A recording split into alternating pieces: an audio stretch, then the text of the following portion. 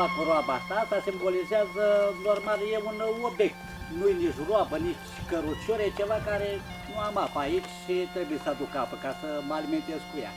Dar totodată nu pot să o las când merg în sat undeva, așa fac și o plimbare prin oraș. Chiar dacă unii mai zice câte o vorbă sau se uită mai urât la tine sau așa, dar ea simbolizează munca. Adică roaba este ca și înainte. Cine muncea ea, normal a rămas ca piesă de muzeu acum.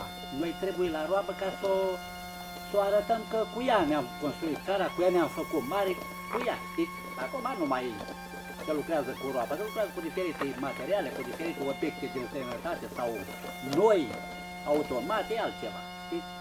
Și când trec prin sat, mă bucur de satul ăsta că lucrez cam de vreo 13-14 ani, dar toată lumea și copiii. Fratele Nicolae, ce mai faci, frate? Eu lucrez la ei, ca să zic, mă împac mai bine ca cu satul meu, aici în mine.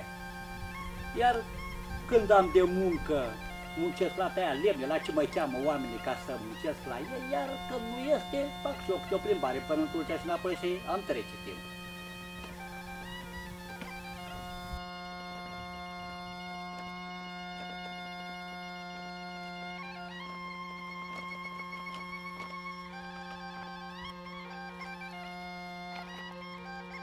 I-am dat o denumire la locul unde sunt eu. Zic satul Malurile, că nu poți să spui că ești în mineri. Așa, într-o fermă acolo, bă, la satul Malurilor. Și mai faci lume ca să mai râdă, știți, că satul Malurilor. Dar eu sunt singur om, eu sunt și primar, eu sunt și polițist, eu le-am cu de toate.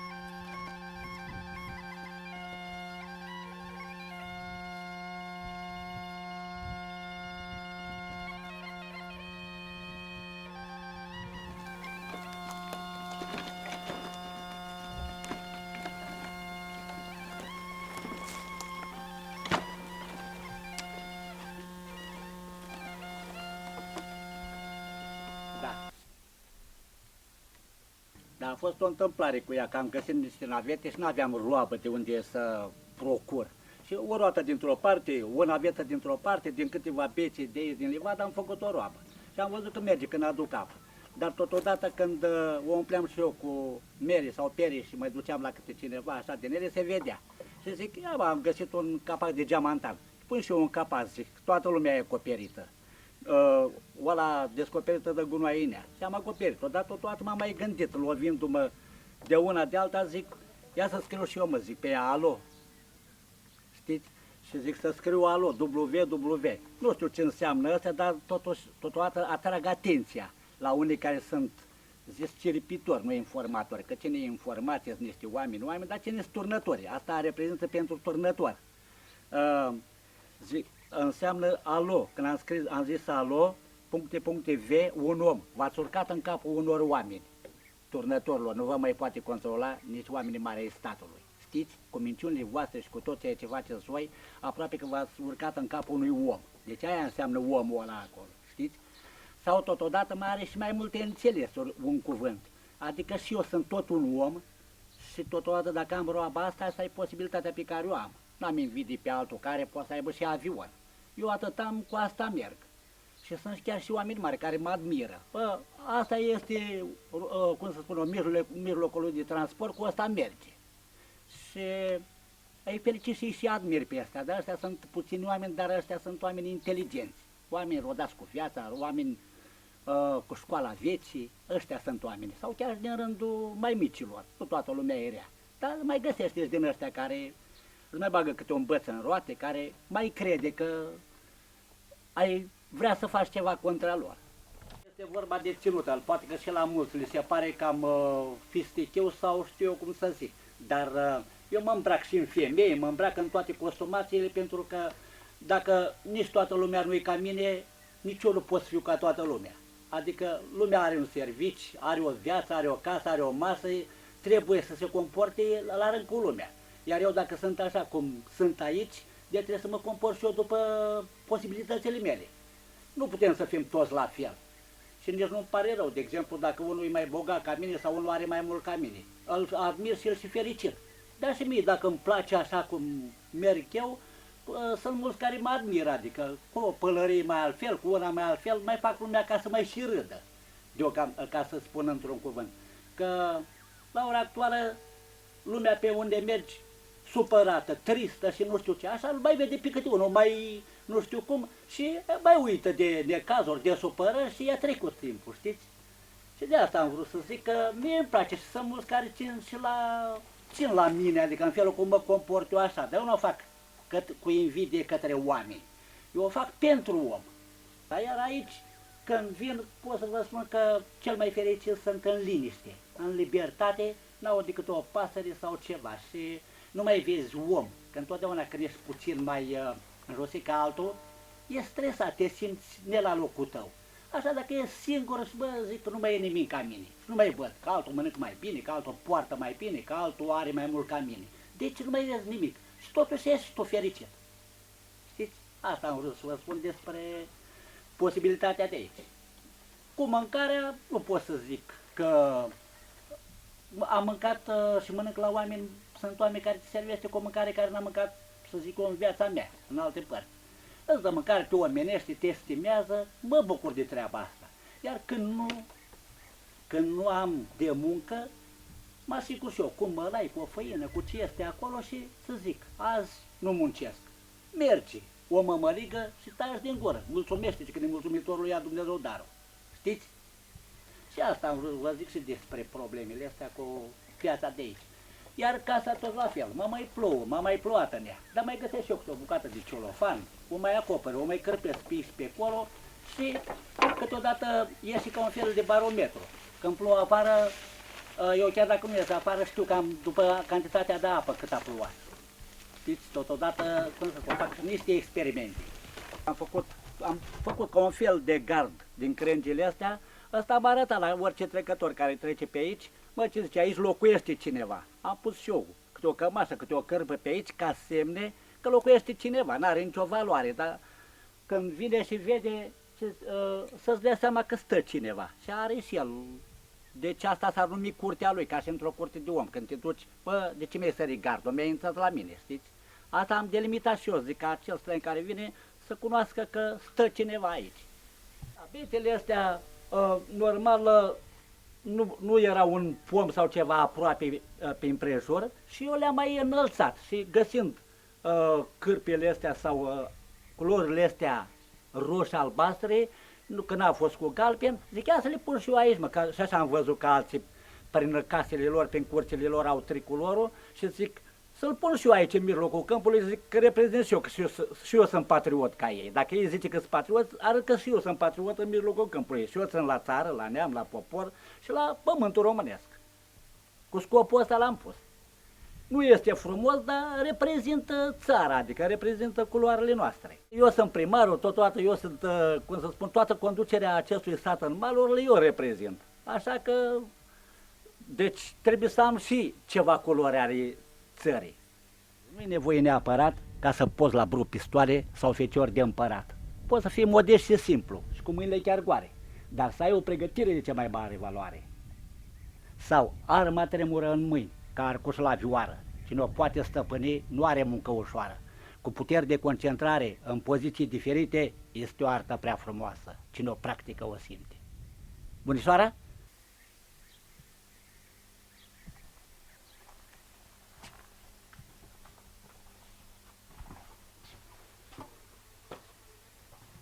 Păi dimineața m-am sculat pe la 7:30, 8, m-am bărberit în fiecare zi, cu apă stau bine cu apa că mi-aduc din sat mereu cu roaba și vreau ca să nu se simtă diferența dintre mine și un cetățean ca curățenie de la oraș sau de la sat. De rând, nu prea, dar nici prea, știți? Și totodată cu mâncarea. Mâncarea, când găsesc de muncă, mănânc la oameni, când nu, mănânc, uitați, chiar se vede că am sacul ăsta cu făină, cu mălai. Mănânc câte o mămăligă, cu ce se poate, cu orzici, cu ștevie, cu ce găsesc, cu ce este. Și încă de multe ori că nu găsesc de lucru în fiecare zi. Și atunci merg și eu și fac plimbarea prin oraș. Și a trecut timpul făcând ăștia 10, 15, 20 de kilometri, timpul a trecut. Și cam așa e viața mea. La ora 6:30, 7 seara, când aproape întunecă, n-am la ce sta, mai fac niște mișcări în cameră, că dacă fac mișcările astea ziua pe drum, după aceea mai fac niște exerciții fizice timp de o oră jumătate, două în cameră. Și așa, când m-am simțit eu că am obosit, m-am culcat, mă trezesc a doua zi. Cam așa decurge programul. Păi da, cum să spun eu, chiar dacă sunt aici în câmp și nu e deschis, nu vreau ca să las, cum spun, ultima impresie. Să se zică că sunt, ca așa ne se zice nouă în ferme, golani, nu ne zice altfel, că niște derbeni, niște golani. Eu vreau să fac ca să fie ca la orice om, măturat, curat, ordonat, chiar dacă n-am posibilitate. Cu vara am posibilitate să dau dacă îmi plouă, înnegrește iar din nou, dar după cât cred eu, după posibilitățile pe care trebuie să le fac eu, ca om le fac. Las un pat făcut, las măturat în cameră și totul exact ca cum îmi plăcea mie când eram acasă. Eu sunt din Costache Negri, județul Galați, și tot la fel am avut o casă modestă, o familie de oameni săraci, dar am avut educație, ordine, cinste, corectitudine întotdeauna. N-am fost cunoscut în sat de răi, de derbedei și n-am vrut ca niciodată să fac satul, nici familia de rușine. Niciodată, nici în sat, nici încoace. Chiar dacă de multe ori am fost determinat să fiu rău, să ajung rău, am demonstrat că nu sunt. Da, de exemplu, poate că este curios că mulți întrebați, zice, bă, de ce l-ai pe fratele Ceaușescu, că așa zic eu, pe comandantul țării, pe Nicolae Ceaușescu, că a fost comunist, că a fost nu știu ce și acum nu mai este comunism. Eu pot să zic indiferent cine o fi.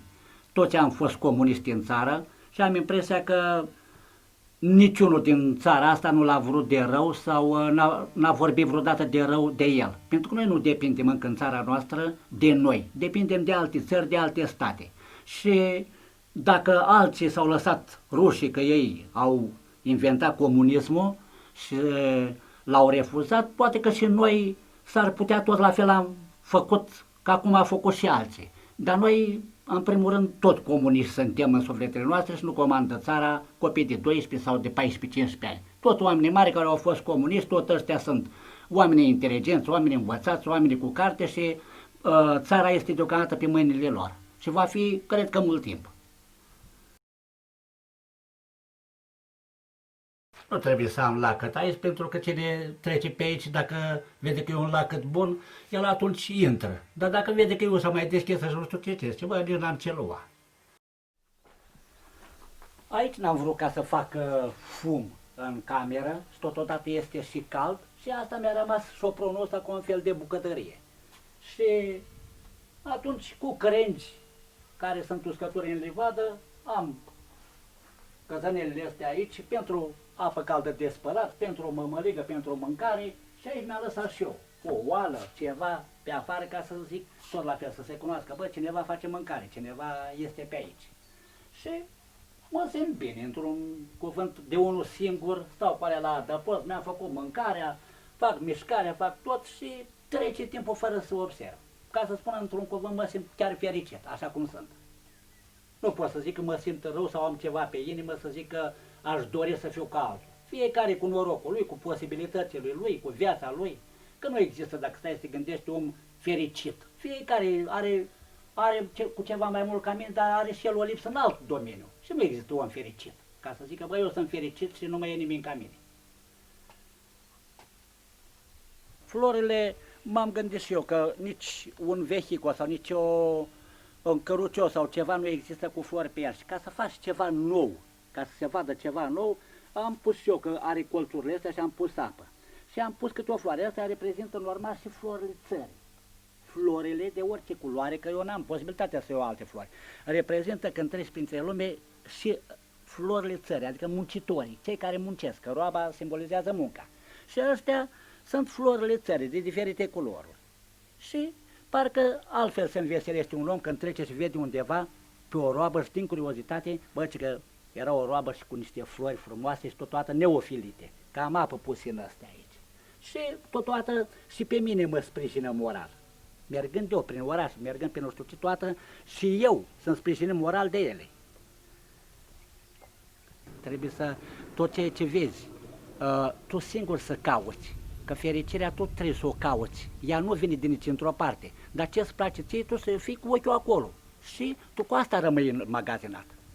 Că una este mâncarea, poți să mănânci tu cele mai multe și bune bunătățuri din lume. Dacă n-ai o viziune, o imagine sufletească să se rămână pe creier, n-ai făcut nimic. Tu noaptea când te culci, nu te simți mulțumit. Da, că e femeie, că e copil, că e om, cine este să-l admiri, e muncitor, să-l admiri și pe ăla, că și el face ceva, el semănul tău. Ce să ai tu cu el? Că dacă unul, să zicem, din născare are o față mai urâtă, unul mai ușchită sau mai nu știu ce, că na, și ăla trebuie admirat, că sufletul lui poate că nu e așa cum are el aparența sau cârpa pe el sau haina. E om și el și are și el dorințele lui, iar dacă e chestia așa l-ai putea educa prin diferite probleme și asta poate înseamnă și o educație. Merge, mă, cu flori pe stradă, să nu mai zică lumea că noi suntem români și nu ne înțelegem și noi nu suntem educați și noi nu intrăm în Europa, că nu suntem noi așa. Le arătăm și europenilor și americani că și noi putem. Și avem cu ce. Și cu treburi simple putem lucra. Nu trebuie să ai, de exemplu, mari magnați de prin America sau mari bogății ca să fii fericit și cu lucruri simple te simți fericit. Că viața e prea scurtă, asta nu trăiești sute de ani. 40, 50, 60 de ani, 20 de ani, dacă trăiești fericit, te simți om. Și eu vă spun pe cinstit, chiar m-am simțit. Chiar dacă n-am avut, chiar dacă am mai fost obstrucționat, am mai fost, că nu pot să lămurești toată lumea, dar m-am simțit fericit.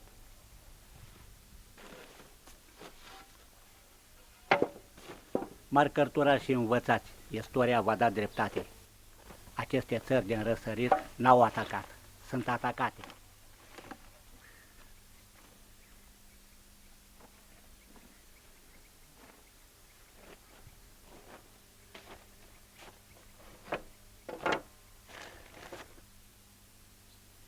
Lipsa de comunicare sau fapte de bunătate lasă urme prea adânci și în viață și în societate. Bunătatea se învață, e normal și omenesc. Unele sunt născute, altele se dobândesc.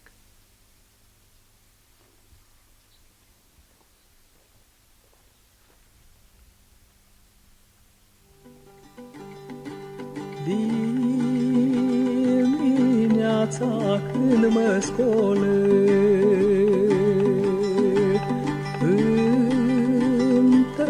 plâng și apoi mă spăl și mă razâm de ușor și mă uit în satul dor. Cum trec mami la fișorii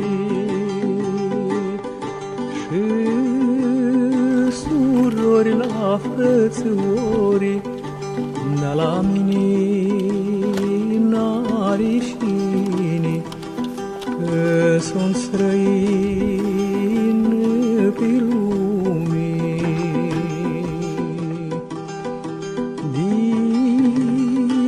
Dimineața când mă scol,